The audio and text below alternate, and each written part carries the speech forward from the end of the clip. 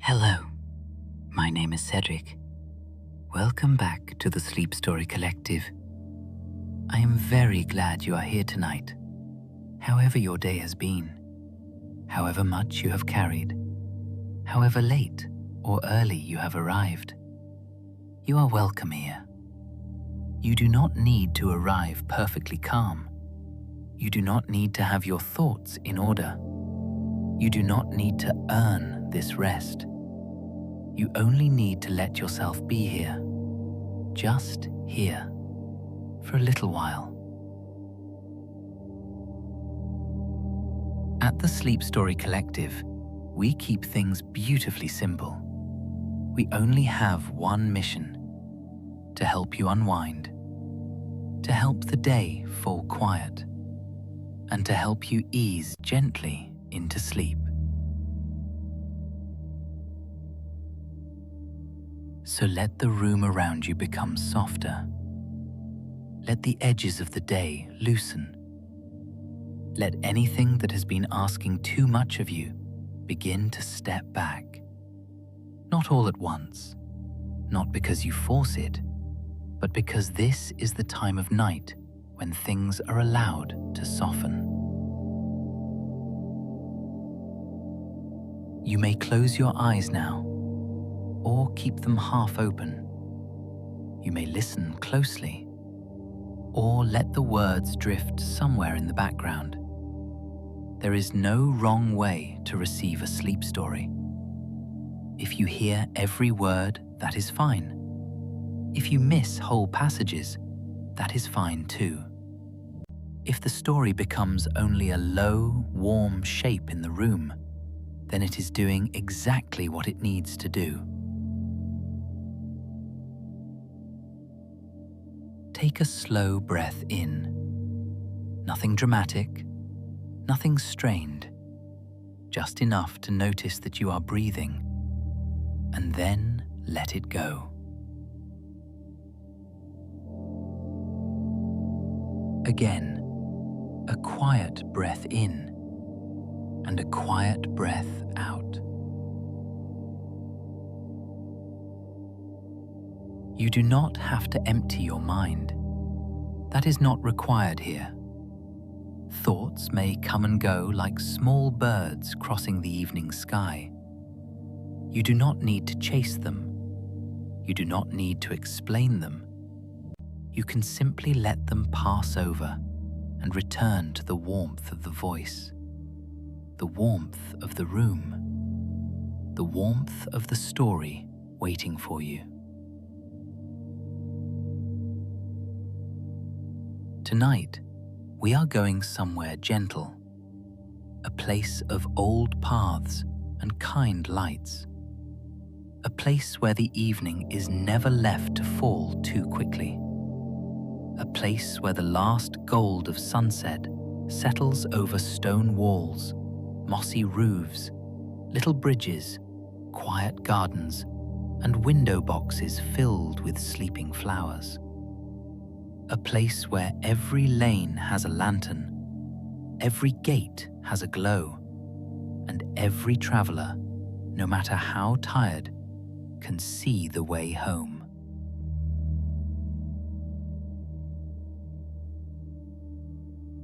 There is no rush in this place, no urgency, no sharp turning, only the slow arrival of dusk. Only the soft sound of footsteps on an old path. Only a lantern being lifted, trimmed, and lit with care. And when you are ready, when your body has begun to remember that it is allowed to rest, when the day has moved a little further away, tonight's story is called The Lantern Lighter Who Never Misses a Path.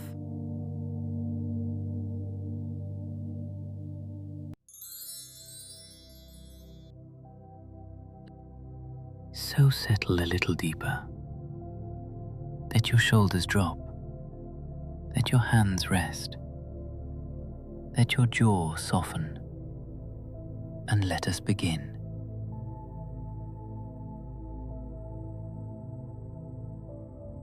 Beyond the far edge of the known kingdom, where the maps became more decorative than exact, there was a valley called Lurien. It was not a grand valley. It had no towering palace of white stone, no roaring river, no marketplace loud enough to be heard from 3 villages away. Lurien was quieter than that. It was the sort of place a traveler might miss if they passed at midday, when the fields looked ordinary and the cottages sat low beneath their thatched roofs. But at dusk, Lurien became something else. At dusk, when the sun leaned behind the northern hills and the air turned lavender and blue, the valley began to glow. Not brightly, not in a way that startled the eye, but softly, one light at a time. A lantern above a cottage door, a lantern beside a well, a lantern under the arch of a footbridge, a lantern in the branches of an old pear tree, where children left ribbons in spring and sleepy birds tucked their heads beneath their wings. There were lanterns on shepherd paths, lanterns along garden walls, lanterns beside the steps of the old inn, lanterns in the orchard lanes, lanterns beside the river crossing, lanterns at every place where a person might pause and wonder which way to go. And each evening, without fail, they were lit by the same gentle figure. His name was Ewan Vale. Most people simply called him the Lantern Lighter. Ewan was neither young nor old in any dramatic way. He had the steady look of someone who had spent many years walking at the same hour in all weathers, under all colors of sky. His hair had silver at the temples. His coat was long and brown and lined at the collar with soft grey wool. Around his waist he wore a belt with small brass tools, a trimming knife, a tiny brush, a tin of clear oil, a folded cloth, a box of long matches that smelled faintly of cedar. And on his back, he carried a narrow wooden frame holding 6 spare lanterns, each one wrapped in cloth to keep the glass from chiming.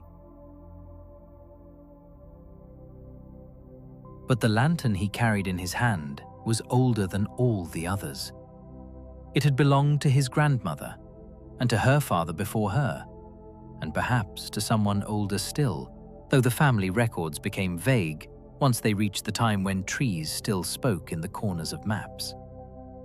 The lantern was made of dark brass, worn smooth by generations of careful hands. Its glass was not clear, but faintly golden. When it was unlit, it looked like honey held up to the evening. When it was lit, it did not merely shine, it welcomed. Every evening, Ewan began at the same place, the Lantern House. It stood at the highest point of the village, though high was a generous word in Lurien. The hill was gentle, the kind of hill that asked only a little effort and gave a great deal of view in return. The lantern house was built from pale stone and dark wood, with a round green door and a roof of slate that shone after rain. Inside, the shelves were filled with lanterns waiting to be mended. Some had cracked panes, some had bent handles, some had lost their little brass doors. Some were simply old and needed kindness. The room smelled of beeswax, clean oil, dry herbs, and polished wood. There was a workbench beneath the window. There was a kettle near the stove. There was a row of hooks for coats and cloaks. There was a ledger open on a stand where Ewan wrote down which lanterns had been trimmed, which paths had been cleared, which wicks had burned low, and which village children had secretly tied blue ribbons to the lampposts for midsummer luck. He never removed the ribbons unless the wind had tangled them. He believed that a path could hold both light and wishes. On the evening our story begins, the valley had been washed by a soft rain. Not a storm, nothing hard. Only the kind of rain that darkens the stones and leaves drops trembling at the ends of leaves. The clouds had already moved away, and the western sky was opening into layers of peach, rose, and pale gold. Ewan stood at the window of the lantern house, holding his cup of tea in both hands. He watched the light change on the fields. He watched the smoke rise from cottage chimneys. He watched the first bats flicker over the orchard roofs, quick and silent as folded scraps of night. Then the old clock by the door gave 3 small chimes. Not because it was 3 o'clock. The lantern house clock had never cared much for ordinary time. It chimed when evening was ready. Ewan smiled. He set down his cup. He put on his coat. He checked the little brass tools at his belt. He lifted his grandmother's lantern from its hook, and he opened the round green door.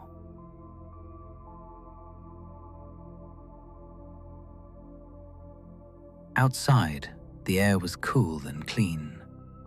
The path from the lantern house curved down between banks of thyme, lavender, and low ferns shining with rain. Ewan paused, as he always did, and looked out over Lurien. There were the cottage roofs. There was the inn with its red door. There was the crooked lane leading to the baker's yard.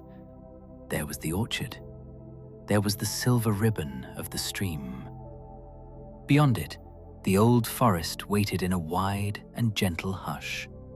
And beyond the forest, the northern hills lay folded under mist.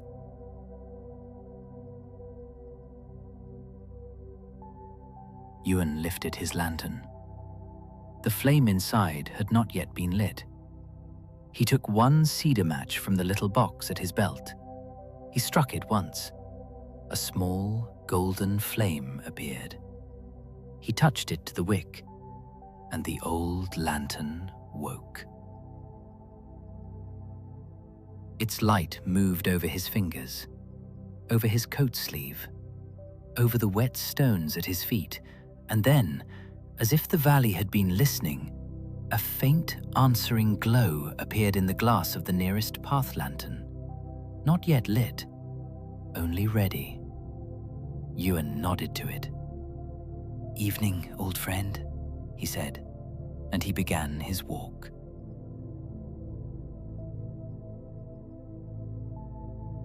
The first lantern stood beside the hill path. It was a simple lantern, square and sturdy, with 4 glass panes and a little pointed roof. Ewan opened its door. He checked the wick, trimmed the smallest dark edge, wiped one rain spot from the inside of the glass. Then he lifted his grandmother's lantern close. The flame leaned gently across, and the hill path lantern bloomed into light. It did not blaze. Nothing in Lurien blazed at night. It glowed, warm, steady, enough to show the curve of the path, enough to make the wet stones shine, enough to say, "This way is known, this way is cared for, this way is safe." Ewan closed the lantern door. He touched the top of it with 2 fingers, a habit passed down through his family. Then he walked on. The second lantern stood by the little gate into Marrow Lane. The third by the rain barrel outside the baker's yard. The fourth beneath the eaves of the old wash house, where lavender sheets hung in summer and smelled faintly of sun. At each one, Ewan repeated the ritual. Open, check, trim, wipe, light, close, touch, walk on. There was something restful in the repetition, something that seemed to settle the whole valley by degrees. Open, check, trim, wipe, light, close, touch, walk on. As Ewan moved through the village, people began to notice the evening had truly arrived. A baker's daughter pulled the shutters half closed. An old gardener took his empty basket from the wall and carried it inside. Two children, who had been floating leaf boats in the gutter after the rain, waved to Ewan and then remembered their supper. The innkeeper, Mistress Alba, stepped out beneath the sign of the Drowsy Swan and placed a covered bowl of stew on the bench by the door. "For later," she called softly. Ewan raised his hand in thanks. He would collect it on the way back, when the last path had been lit and the valley had folded into sleep. Mistress Alba's inn was one of the warmest places in Lurien. Not because it was grand, but because everything inside it seemed to have been chosen to comfort someone. The benches were smooth with use, the hearth was wide, the cups were thick. The window curtains were made of old blue fabric that had faded into the color of dusk.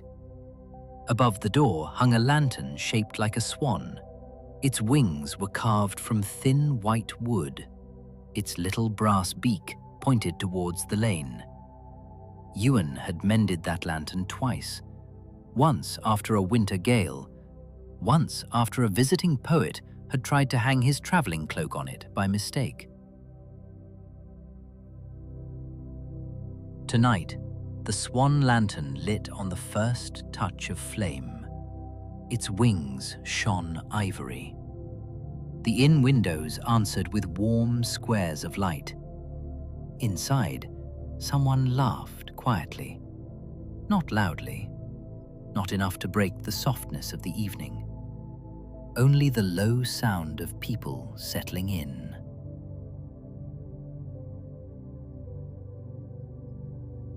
Ewan moved on from the inn and followed the lane towards the old well.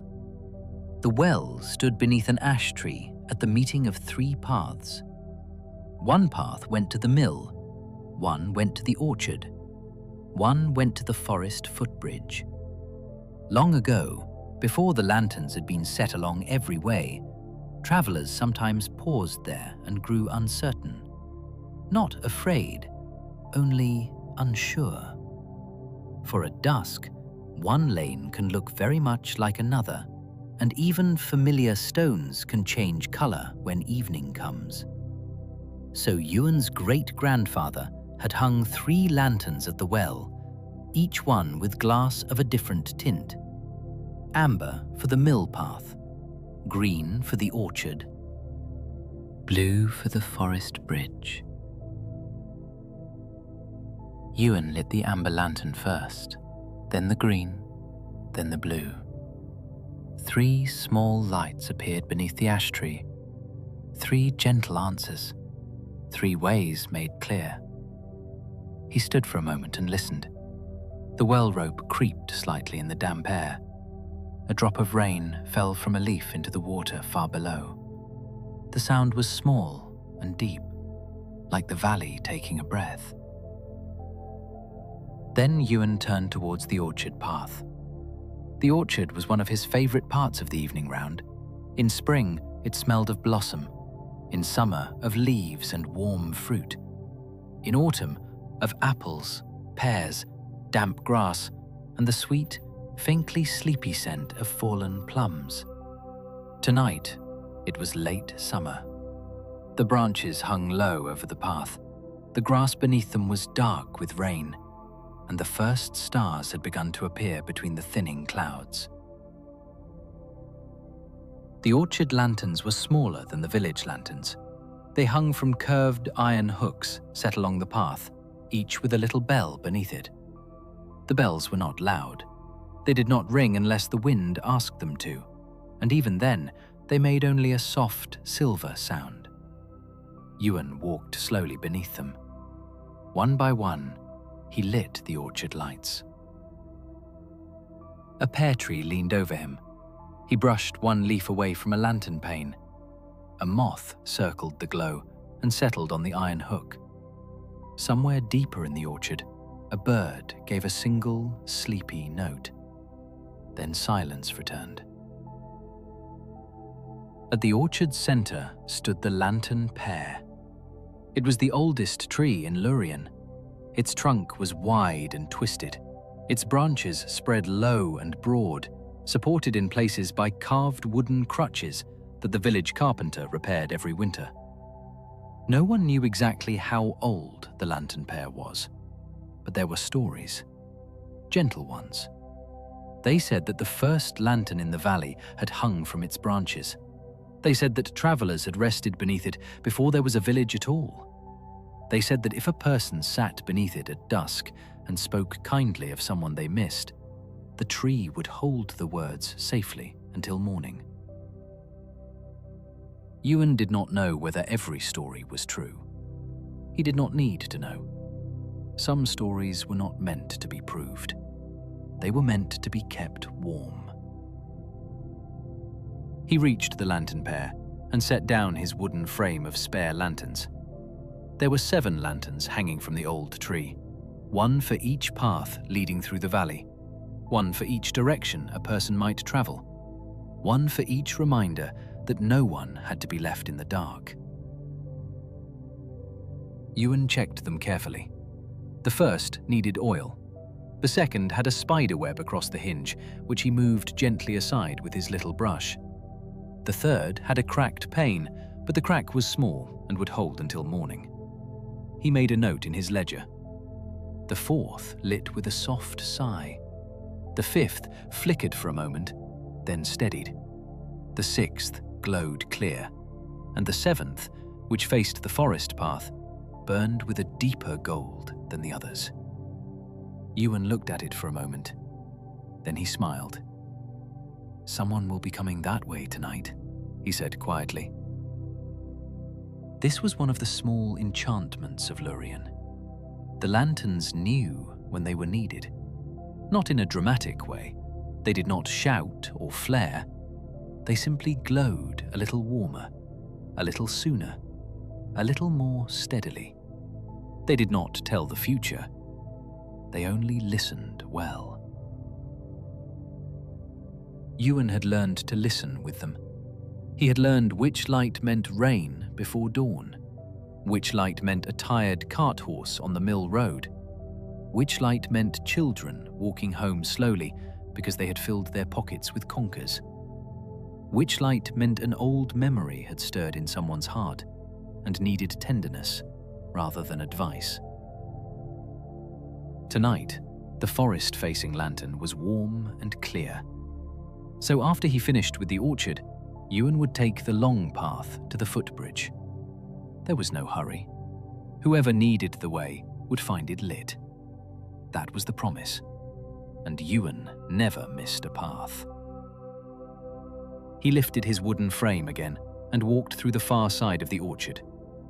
Here, the trees opened onto a lane bordered by low stone walls.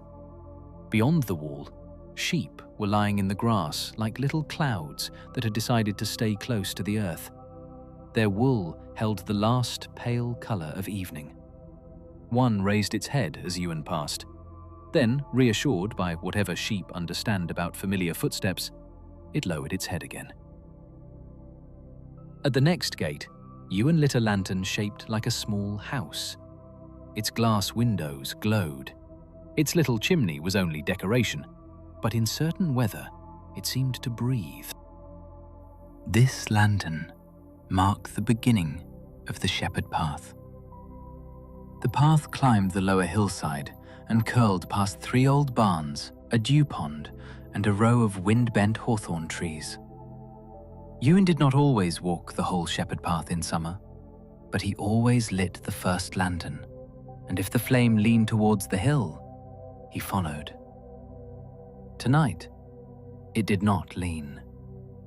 The path was quiet, the sheep were settled. The hillside needed no more than its first small light.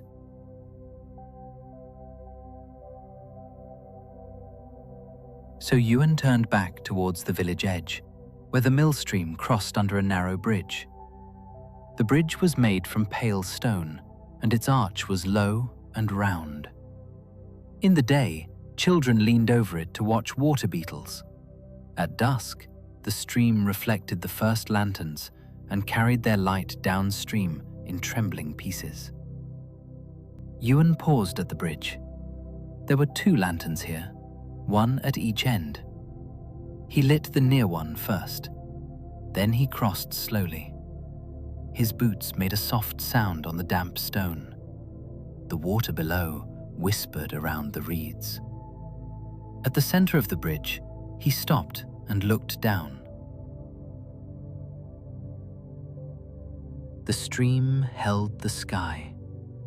The sky held the first stars, and the stars seemed to drift in the water like seeds of light. Ewan had crossed this bridge thousands of times. Still, he never treated it as ordinary. That was another thing the lanterns had taught him. To do the same thing every evening did not make it less precious. It made it deeper. On the far side of the bridge, he lit the second lantern. Then he took out his cloth and polished a thumbprint from the glass. The flame became clearer. The path beyond became visible, and the little bridge felt complete.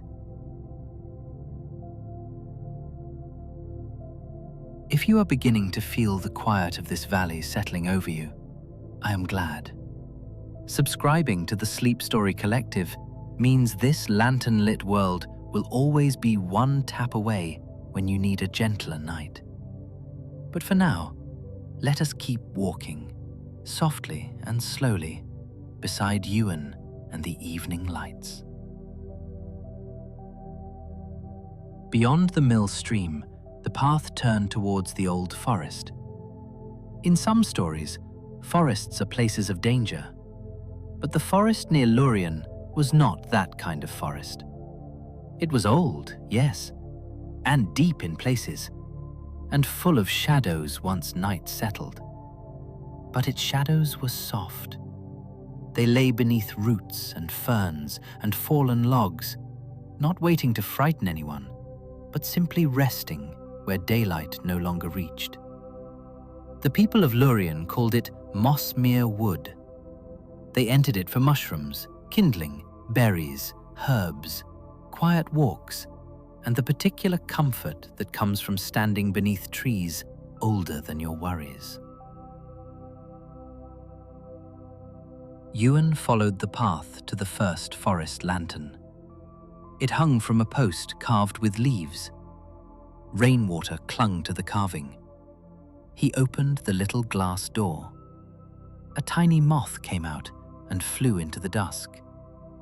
Ewan waited for it to pass before lighting the wick.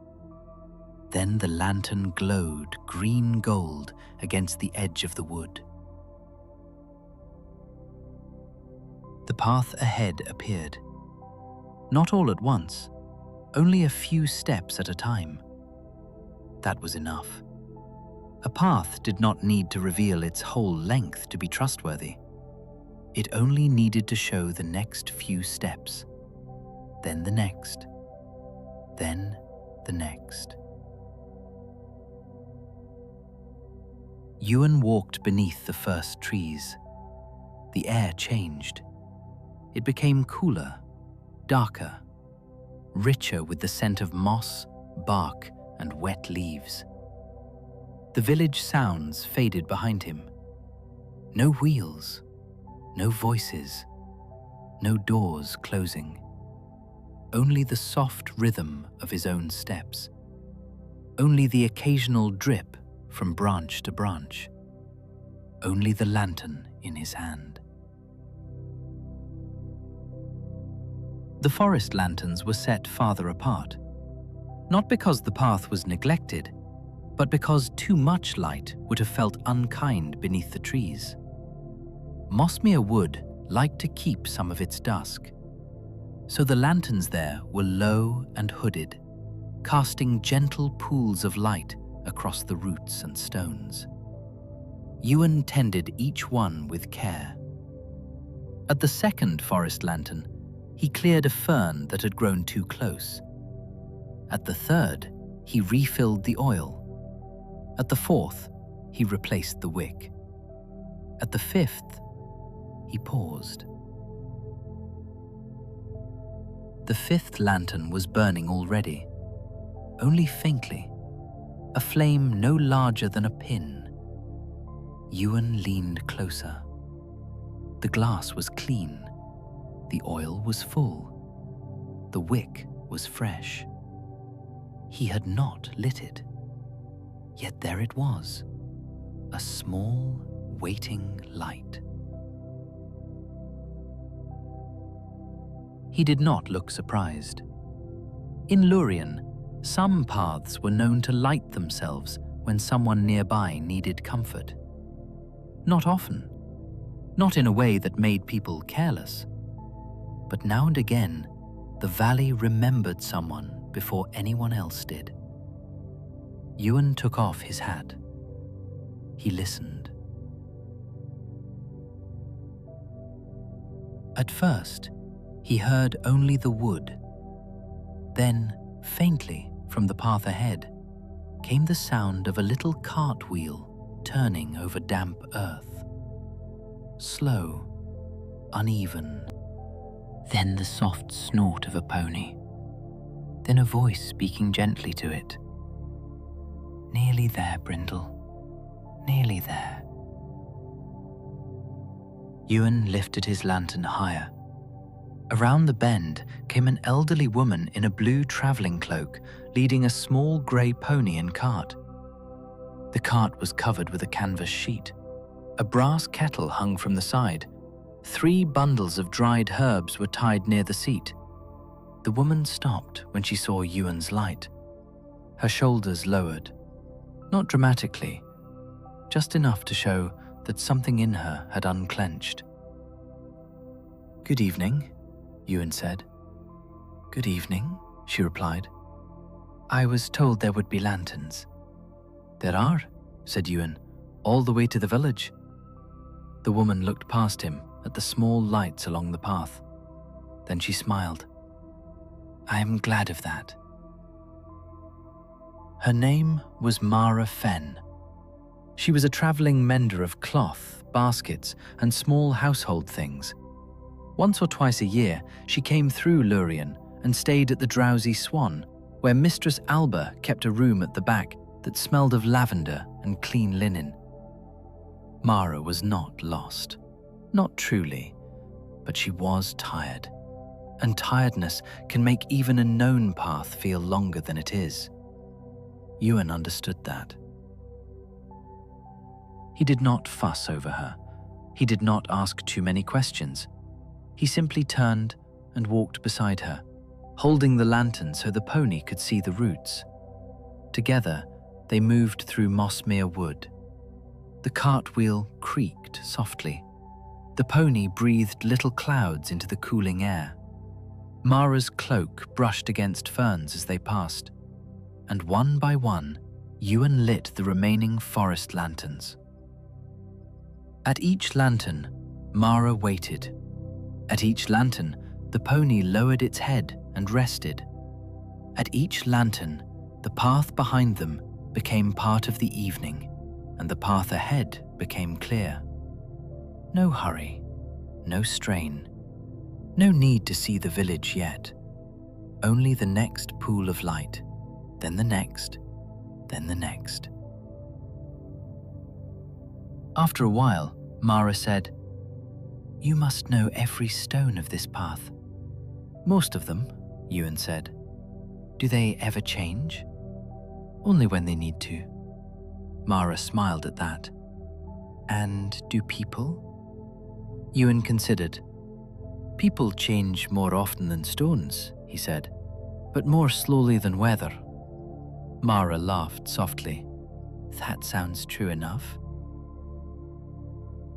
They came at last to the forest footbridge. It crossed a shallow stream that ran clear over brown stones. On the bridge posts hung 2 lanterns with blue glass. When Ewan lit them, the whole crossing filled with a quiet, moonlit colour, though the moon had not yet risen. Mara stopped at the near side. The pony stopped too. The cart grew still. There, Ewan said. Once we cross, you will see the orchard lanterns. Mara looked at the bridge, then at the blue glow, then at the path behind her. I have crossed harder bridges than this, she said. I believe you, said Ewan, but this one does not need to be hard. He walked across first, slowly, not to lead her impatiently, only to show that the stones were steady. The pony followed. Mara followed the pony. The cart wheels made 2 soft sounds over the join in the bridge boards, and then they were across. Ahead, beyond the trees, the orchard lanterns shone like small golden fruit. Mara sighed. It was the kind of sigh people give when they have been holding themselves upright for too long and suddenly remember that they can be received somewhere. Ewan pretended not to notice. Sometimes kindness means giving someone privacy while they soften. They walked on, out of the wood, past the low stone wall, along the orchard edge. The bells beneath the lanterns stirred in a breath of wind. A soft silver sound moved above them. Mara looked up. The pony's ears flicked. The first stars grew clearer overhead. By the time they reached the old well, the village was fully lit. Not bright, never bright, only warmly gathered. The amber, green, and blue lanterns beneath the ash tree glowed like quiet choices. The windows of the drowsy swan were golden. Smoke rose from chimneys in thin blue lines.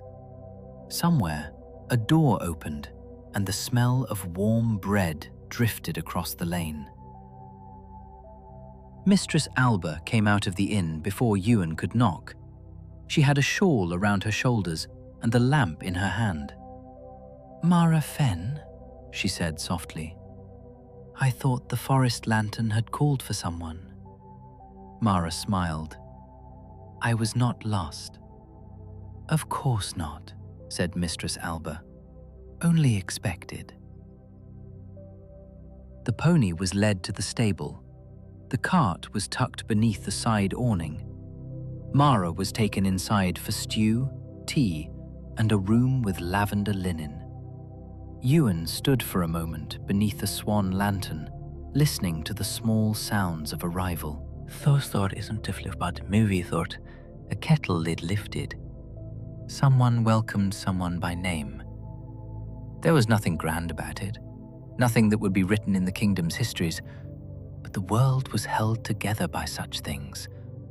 A lit path, a warm room, a person expected.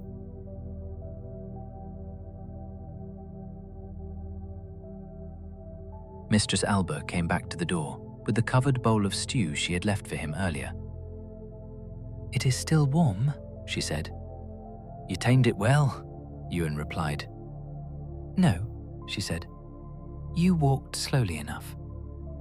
He smiled and accepted the bowl. The lid was wrapped in a cloth. The warmth came through his gloves. Thank you. Thank you for bringing her in. The lanterns did most of it. Mistress Alba shook her head. The lanterns are lucky to have hands. Ewan carried the stew back towards the well, where he sat for a few minutes on the round stone edge beneath the ash tree, He did this most evenings, not always for long, just enough to feel the valley settle. He placed his grandmother's lantern beside him. He opened the bowl. Steam rose into the cool air. The stew smelled of barley, carrots, onion, thyme, and the quiet generosity of someone who always made enough. He ate slowly. The 3 lanterns above him kept their colors: amber, green, blue. Mill, orchard, forest. 3 paths, 3 choices. 3 reminders that there is almost always a way onward, and almost never a need to run. When he finished, Ewan replaced the lid, folded the cloth neatly, and set the bowl beside the well to return in the morning. Then he checked his ledger. There was still the lower garden path, the river steps, the Woolhouse Lane, and the old Tower Road. The old Tower Road was rarely used, but rarely was not never, and Ewan never missed a path. He began again. Past the well, past the baker's yard, past the row of cottages where curtains glowed and supper plates were being cleared. At one window, a child pressed their hand to the glass. Ewan raised his own hand in return. The child disappeared, then returned holding up a wooden toy horse, as if the lantern lighter needed to know it was safe indoors for the night. Ewan nodded solemnly. The toy horse was safe. The child was safe. The window shone warmly. The path outside was lit. The lower garden path began behind the cottages. It wound through small plots where villagers grew beans, herbs, cabbages, roses, sweet peas, and flowers whose names nobody remembered, but everyone loved. There were little gates here, little benches, little sheds with crooked roofs. The garden lanterns were painted in soft colors: cream, sage, pale blue, weathered red. Each one belonged, in some small way, to the person whose garden it watched.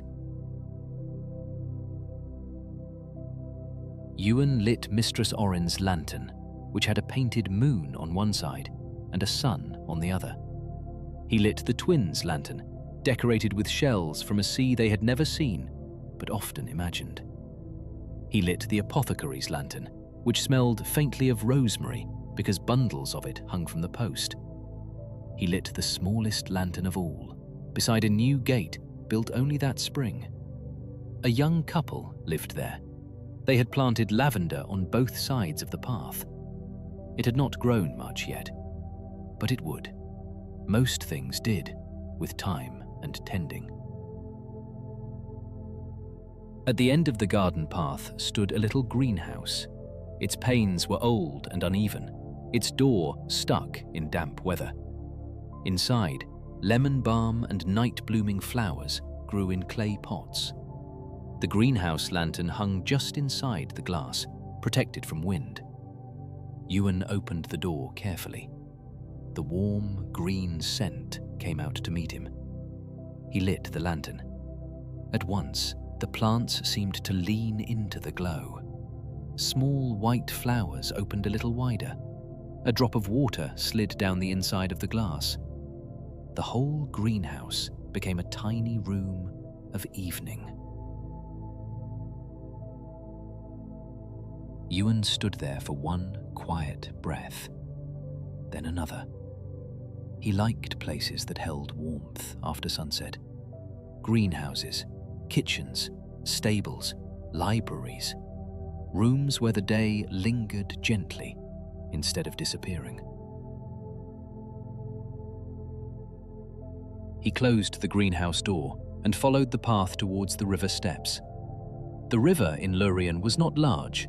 In some seasons, it was hardly more than a deep stream, but it moved with calm purpose along the valley floor, under willow branches and past the old washing stones. The river steps were were broad and shallow, made for people filling buckets, rinsing cloth, or sitting with their feet near the water on summer evenings. At night, they needed light. Not much, just enough. There were 4 lanterns by the river steps. Ewan lit them from left to right. 1, 2, 3, 4. Their reflections appeared below. 1, 2, 3, 4. Then the water moved, and the reflections lengthened into ribbons. A heron stood on the far bank, still as a thought that had decided not to trouble anyone. Ewan watched it. The heron watched Ewan. Neither of them moved for a while. Then the heron stepped once through the shallows and returned to stillness. Ewan smiled. Some creatures understood the evening round perfectly. He checked the stone steps for moss. He moved one fallen branch aside. He tied a loose rope back to its post. Then he sat on the upper step and listened to the river. It was a quiet sound, a soft crossing sound. Water over stone. Water around reed. Water carrying the day away without complaint. Perhaps you can imagine that sound now. Not loudly, only beneath everything. A small river in the darkening valley, a line of lanterns beside it, the water taking each glow and softening it, the air cooling, the village settling, the path still open, the night still kind. After a while, Ewan rose. He had 2 paths left, the Woolhouse Lane and the old Tower Road. The Woolhouse Lane led to a long, low building where fleeces were washed, combed, carded, spun, and sometimes dyed in great, quiet tubs of colour. By day, the woolhouse was busy. By evening, it became wonderfully still. It smelled of clean fleece, soap, cedar chests, and the faint mineral scent of dye pots cooling. Ewan lit the lantern outside the main door, then the one by the side gate, then the 3 along the drying yard, where lengths of dyed yarn hung beneath a covered roof. Even in the low light, he could see the colours. Madder red, weld yellow, soft blue, heather purple, undyed cream. They hung in long, quiet loops, moving slightly in the evening air. The Woolhouse cat, Bracken, appeared from beneath a bench. He was large, orange, and convinced that all evening work required supervision. He walked in front of Ewan with his tail high. Then he sat directly beside the next lantern and looked at it. Ewan bowed his head. "Thank you, Master Inspector." Bracken blinked slowly. Ewan opened the lantern, trimmed the wick, lit it, closed the door, touched the top. Bracken approved by looking away. Together they completed the Woolhouse Lane. Bracken accompanied him to the final gate, then turned back, his work complete. Ewan watched him vanish between hanging skeins of yarn. The lantern light caught the colours behind him, and for a moment, the drying yard looked as though someone had hung pieces of sunset there for the night. Now only the old Tower Road remained. Ewan returned to the well first. He always did before the last path. He checked the oil in his grandmother's lantern. He refilled it from the small tin at his belt. He rubbed the glass with his cloth. He looked up at the sky. The moon had risen, almost full, round and pale above the eastern trees. The old tower road began beyond the last cottage, where the village gave way to meadow.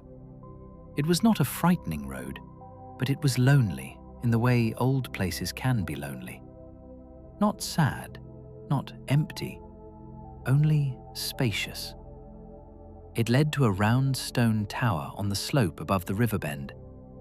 No royal family lived there, no sorcerer, no prisoner, no sleeping curse. The tower had once been a watchtower long ago, when valleys worried about things Lurien no longer remembered. Now it was used for storing winter apples, spare roof tiles, folded festival banners, and the painted wooden stars hung over the village square each midwinter. Few people went there after dusk, but sometimes the school teacher climbed the tower road to look at the stars. Sometimes the carpenter went there to fetch timber stored in the lower room. Sometimes children forgot a kite in the meadow and remembered it only at bedtime. Sometimes someone wanted to stand somewhere quiet and let their heart settle before going home. So the tower road had lanterns, and Ewan lit them every night. The first tower road lantern stood beside a meadow gate. Its post leaned slightly. Ewan had straightened it many times. The earth always moved it back. Some things were made to lean a little. He lit the lantern and checked the latch on the gate. Beyond it, the meadow opened wide and silver under the moon. The grasses were wet. Every seed head held a bead of light. Ewan walked through the gate and followed the narrow path. His boots brushed the grass. Small moths rose ahead of him. The village lights behind grew lower and smaller. The tower stood above him, round and quiet, with ivy on one side and moonlight on the other. The second lantern hung from a hawthorn tree, the third from a stone post, the fourth beside the bend where the path grew steep. Ewan lit each one. Open, check, trim, wipe, light, close, touch, walk on.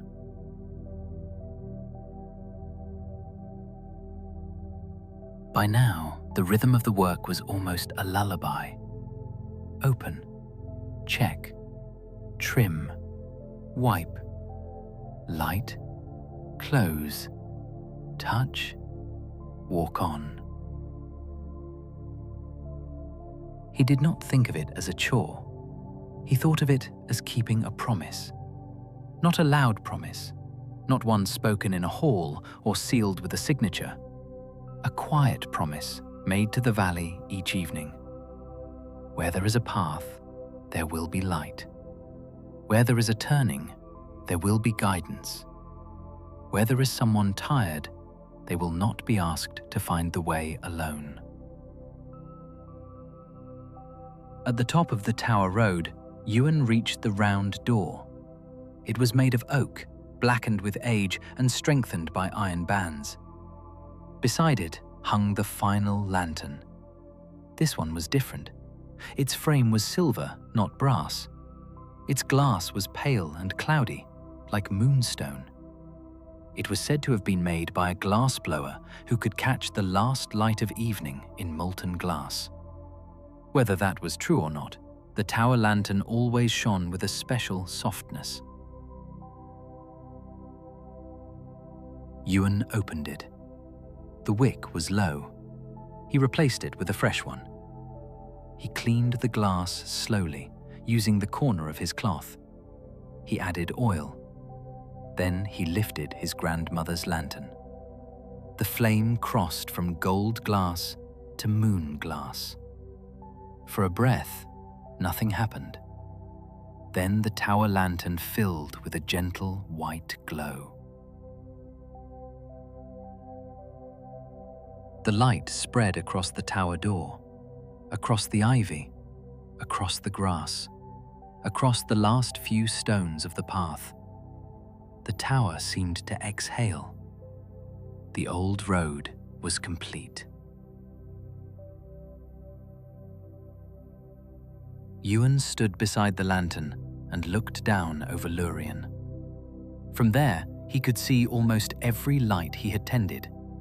The village lanes, the inn, the well, the orchard, the bridge, the garden path, the river steps, the wool house, the forest edge. Each lantern was small by itself, but together they made a pattern. Not a bright pattern, not a pattern demanding attention, a gentle one, a valley-sized constellation, a map of care. Ewan rested one hand on the tower wall. The stone held the coolness of the night. Far below, a door closed softly. Somewhere, a dog turned twice and settled. A cart horse shifted in its stable. The river continued. The orchard bells stirred once, then were still. And in that wide quiet, Ewan did what he did every night after lighting the last path. He named the lights in his mind, not all at once, slowly.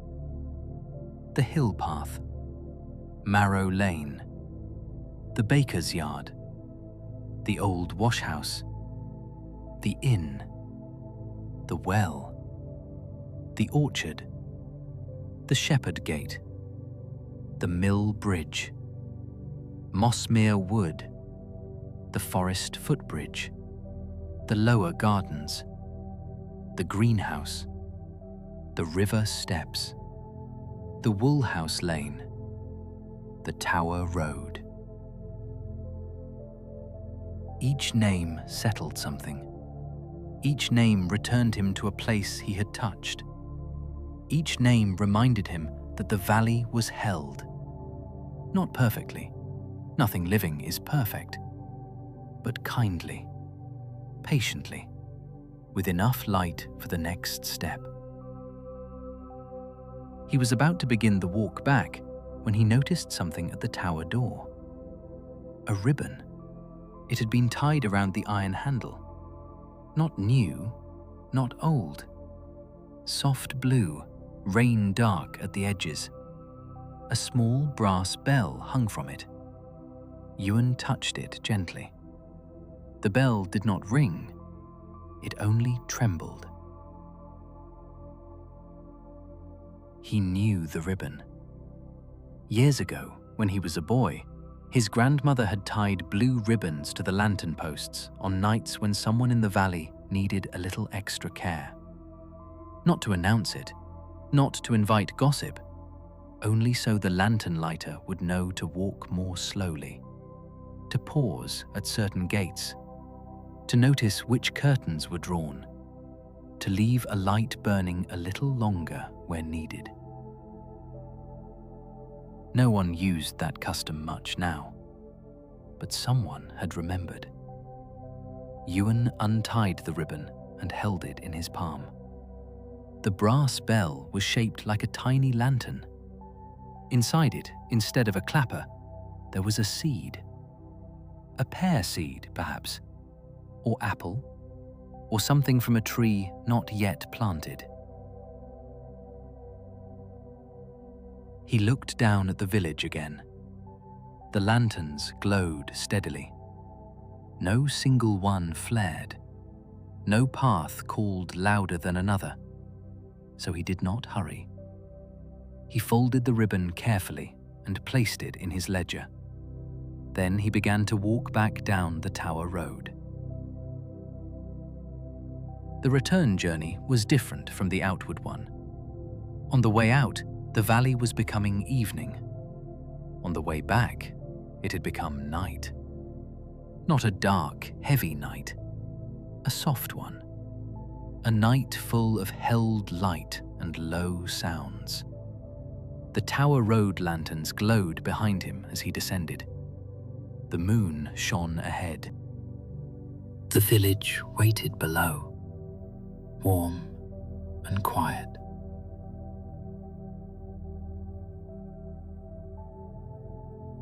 At the meadow gate, Ewan paused. He looked at the leaning post. He looked at the lantern. Then he noticed a small footprint in the damp earth. A child's boot. And beside it, a second mark, a kite tail. He smiled. Someone had remembered a kite at bedtime after all. He followed the marks a few steps into the meadow. There, caught gently in the low branches of a hawthorn, was a paper kite shaped like a yellow bird. Its string was wrapped around the branch. Its paper was damp, but not torn. Ewan lifted his lantern, freed the string, and folded the kite carefully. In the morning, he would leave it at the schoolhouse door. No need to wake anyone. Some small rescues could wait quietly until dawn. He returned to the path and continued down. At the Woolhouse Lane, Bracken the cat was sitting in the middle of the road, waiting, or pretending not to. Ewan stopped. Bracken looked towards the drying yard. A lantern there flickered. Not badly, only enough to be noticed by a cat with high standards. Ewan followed him in. One of the lantern doors had not closed fully. Perhaps the hinge had caught. Perhaps Ewan had been thinking of the tower ribbon. He opened it, adjusted the latch, and closed it again. The flame steadied. Bracken blinked approval. "Quite right," Ewan said. "No path missed, no latch neglected." Bracken turned and walked away. At the river steps, the heron had gone. Only the reflections remained. The 4 lanterns shivered in the slow water. Ewan stood a while. He thought of the blue ribbon. He thought of his grandmother. He thought of how care sometimes traveled through a family like a flame passed from wick to wick. Never quite the same flame. Never entirely different.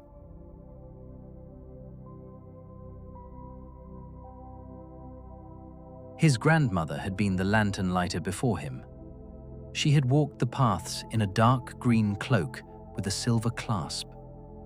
She had taught him how to trim a wick so it would not smoke, how to carry spare glass without letting it knock, how to listen to a lantern when it flickered, and how to tell the difference between a path that was empty and a path that was waiting.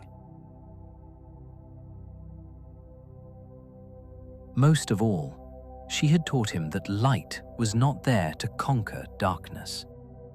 Darkness had its place. People needed night.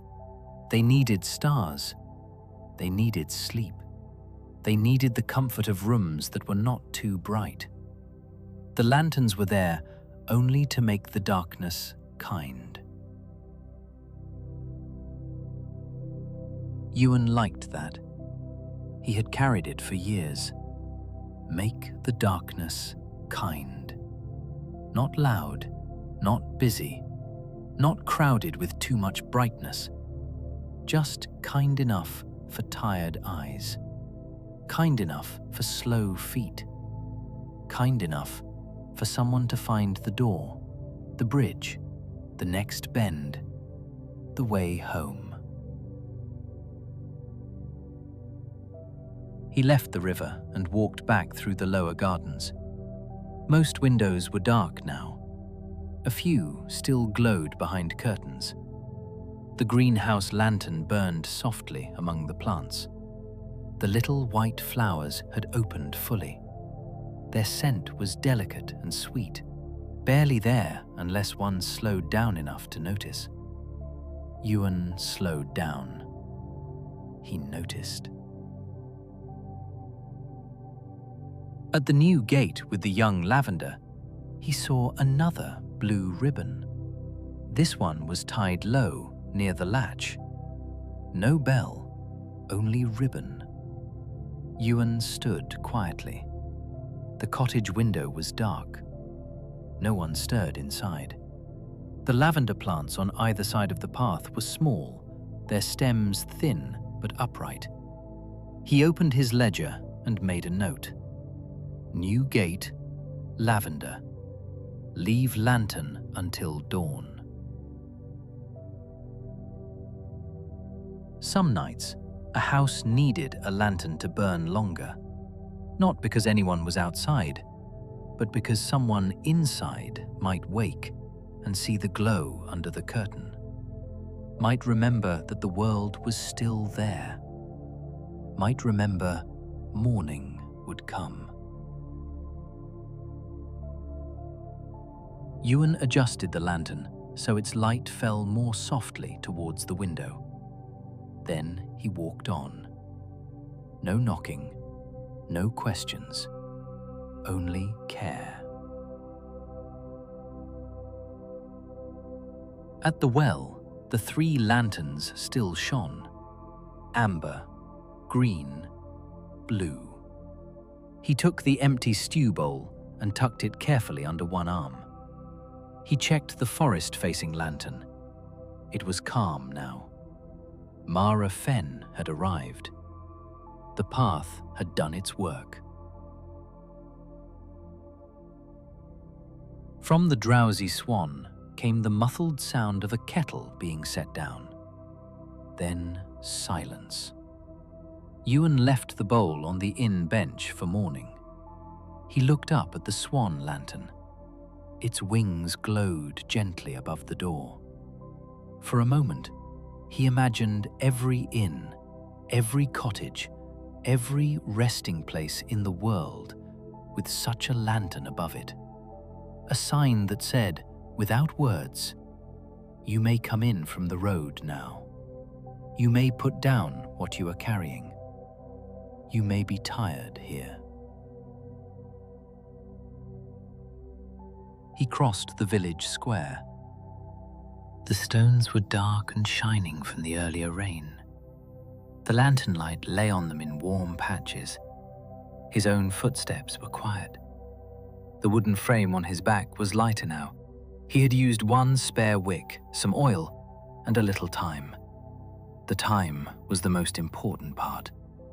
It usually was.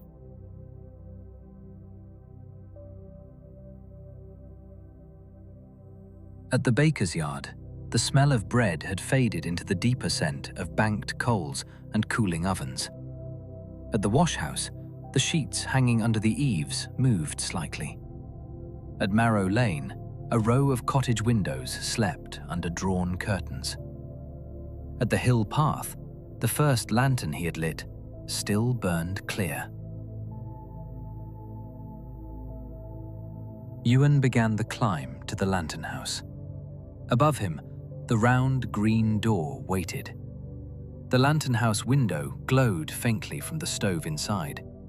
Behind him, the valley rested in its net of small lights.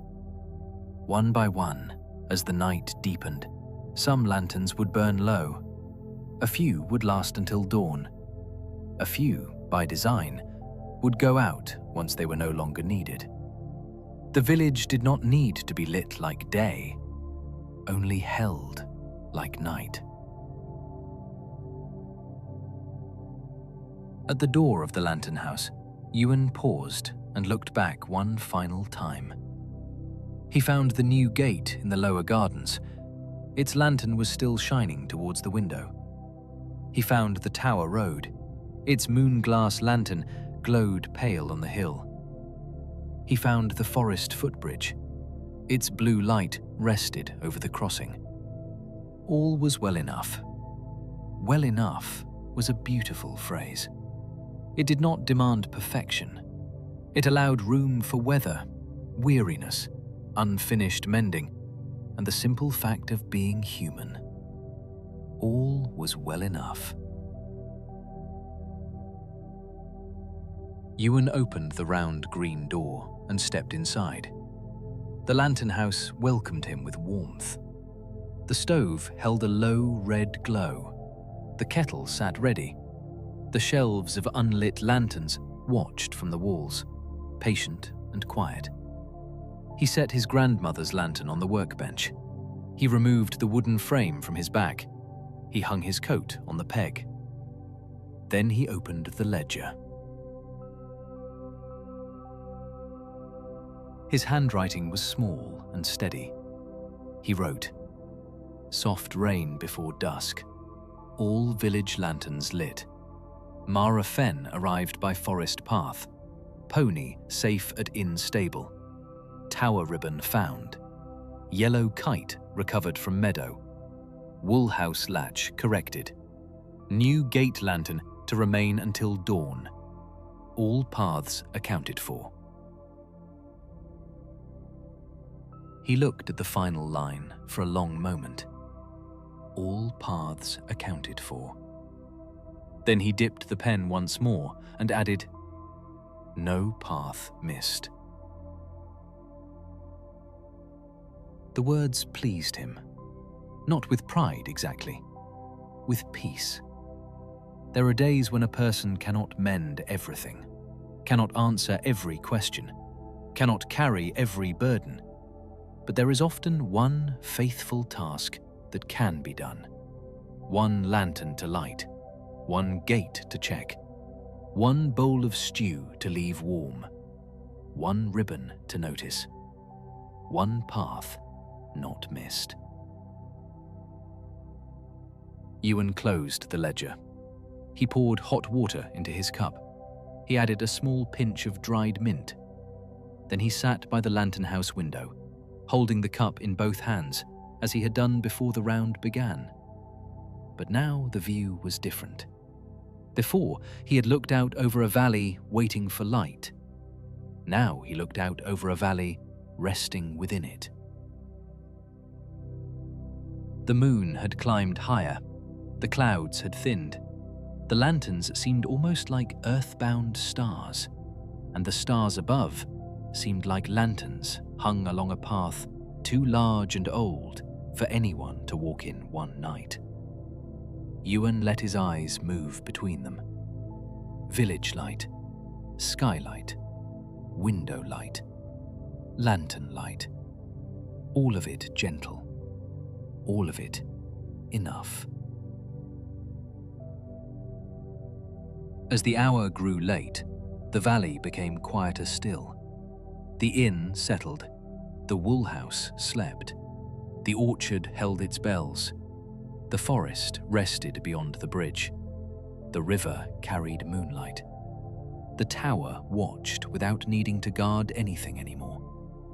And in the lower garden, behind the curtain of the small cottage with new lavender, someone woke briefly, saw the lantern glow, and breathed more easily. They did not know Ewan had adjusted it. They did not need to know. The light was enough. Near midnight, Ewan rose once more, not for the full round, only for the final glance. He took his grandmother's lantern, now turned low, and stepped outside the lantern house. The air was colder. The thyme along the path was dark and fragrant.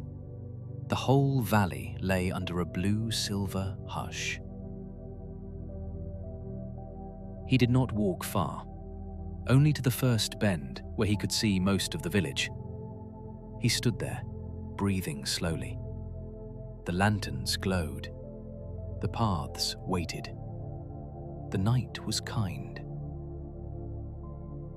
Then he spoke the old words his grandmother had spoken, so softly that only the hill and the nearest lantern could hear. For those who are home, may they rest. For those still walking, may they find the way. For those who wake in the night, may they see a light and remember morning. The nearest lantern flickered once, not from wind, from recognition. Ewan smiled. Then he turned back towards the lantern house. Inside, he set the old lantern on its hook. He banked the stove. He placed the folded blue ribbon beside the ledger. He set the yellow kite carefully near the door, ready for morning. Then he lowered the lamp on his workbench until the room was almost dark. Almost. Not fully. A lantern lighter rarely slept in complete darkness. Not because he feared it, but because one small light in the room reminded him that even rest could be tended. He climbed the narrow stairs to the small room above the lantern house. There was a bed beneath the sloped roof, a wool blanket, a window looking east, a chair with a folded green cloak over the back. His grandmother's cloak. He had kept it there for years, not as a shrine, not as sadness, only as company. Ewan sat on the edge of the bed and removed his boots. One, then the other. He placed them neatly beside the chair. He loosened the brass tools from his belt and set them on the small table.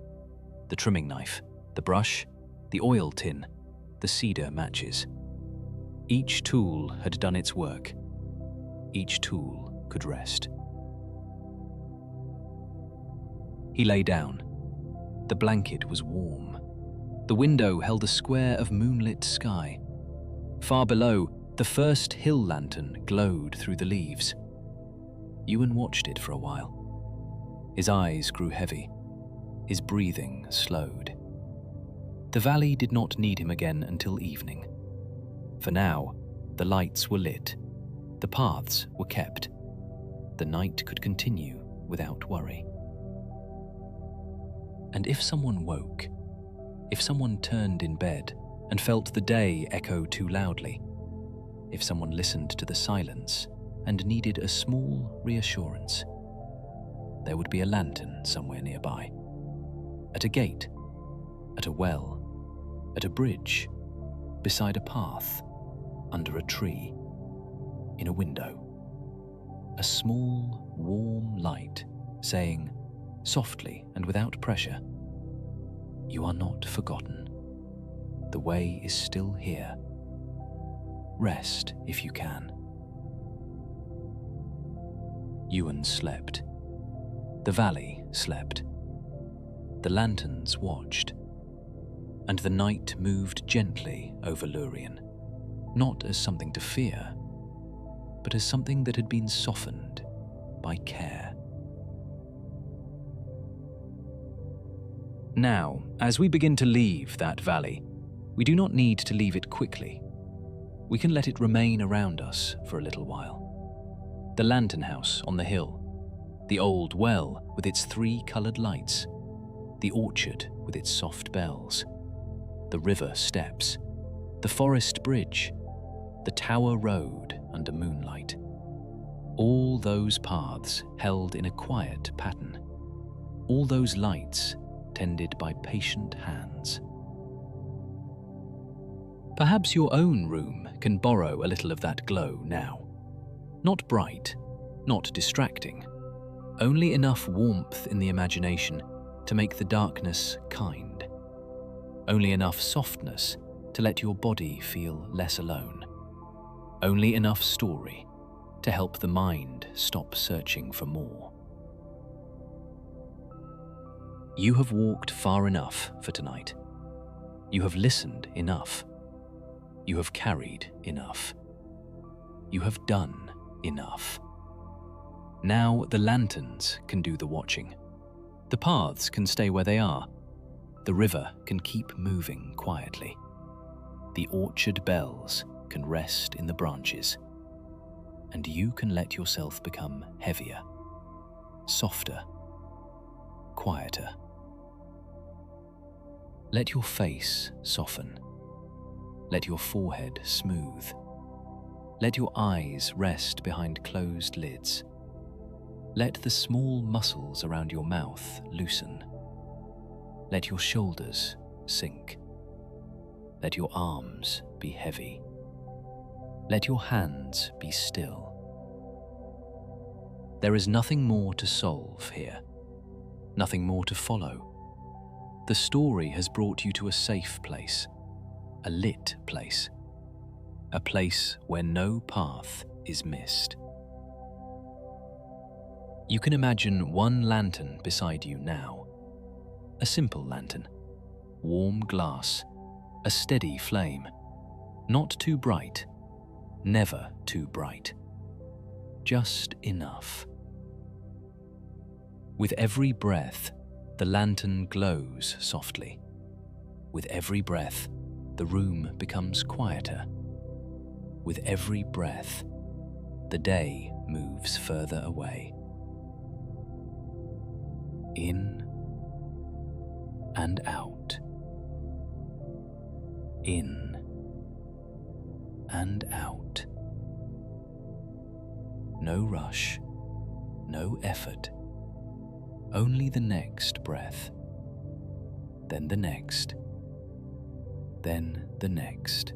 The lantern lighter has finished his round. The ledger is closed. The tools are resting. The valley is quiet. The old tower watches the moon. The river carries silver light. The inn is warm. The forest is gentle. The orchard sleeps. The lanterns glow.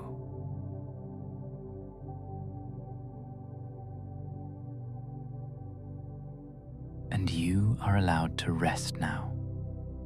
Even if sleep comes slowly, even if thoughts still pass by, even if part of you is still unwinding, rest has already begun.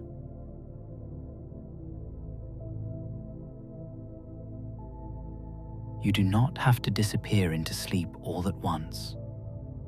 You can drift. You can float. You can hover at the edge. You can let the words become softer and further away. The valley does not ask anything of you. It simply keeps its lights. The lanterns do not ask you to be calm. They simply shine. The path does not ask you to know the whole way.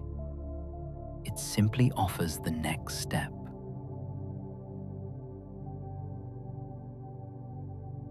And here, in this quiet, you can stop trying to hold everything.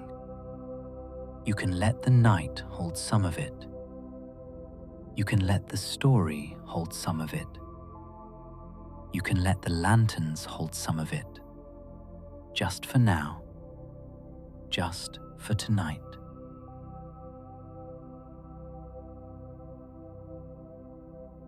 If you need to come back to this place, it will be here.